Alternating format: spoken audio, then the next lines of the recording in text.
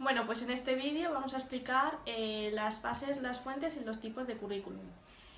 Primeramente, las fases tenemos dos fases. La primera es diseño curricular como proyecto y la segunda sería diseño curricular como realización.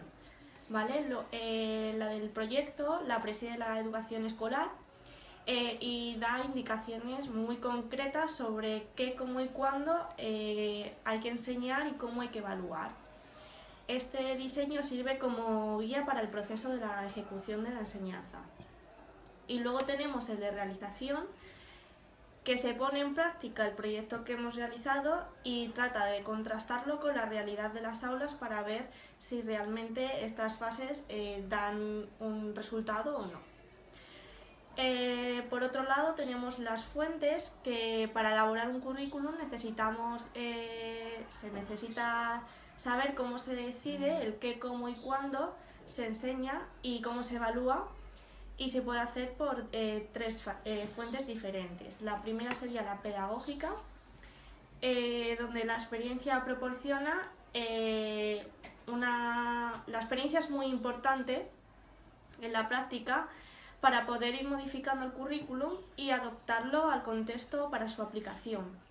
Luego tenemos la socioantropológica, que es fundamental porque nos ayuda a establecer cuáles son los contenidos que el alumno debe saber para luego activarse como persona en un futuro y como adulto, es decir, ser una persona activa que pueda trabajar y valerse por sí solo.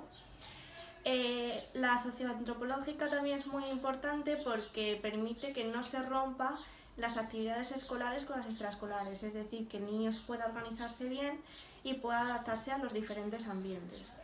Y luego, por último, la psicológica, que nos aporta conocimientos sobre cómo se produce ese aprendizaje y cómo orienta nuestra planificación didáctica.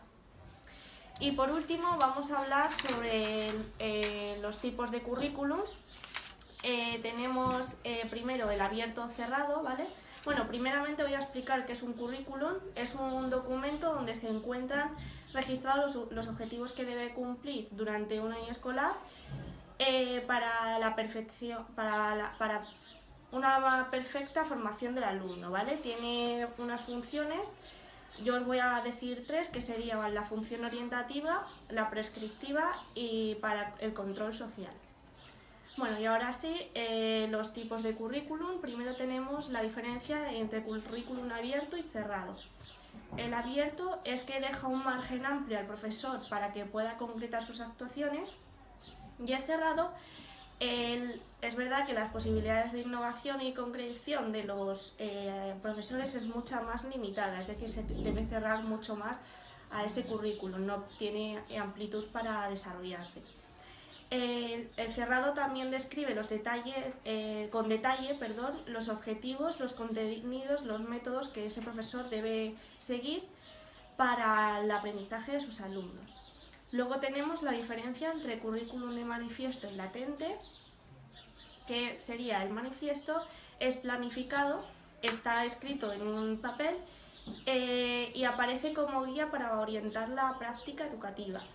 Y luego tenemos el oculto o latente, que sería que todos los aspectos no son planificados, pero tiene gran influencia educativa sobre los alumnos, es decir, son aspectos que los profesores no planifican, pero que luego sí sirven de ayuda para el alumno.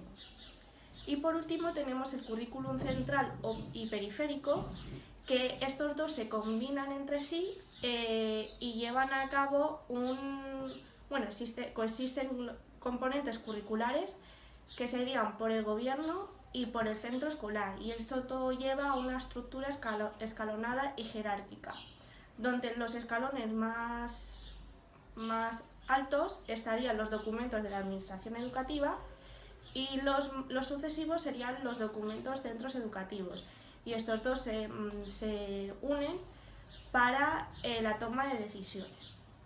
Y esto es todo, así que espero que os haya servido de ayuda y muchas gracias.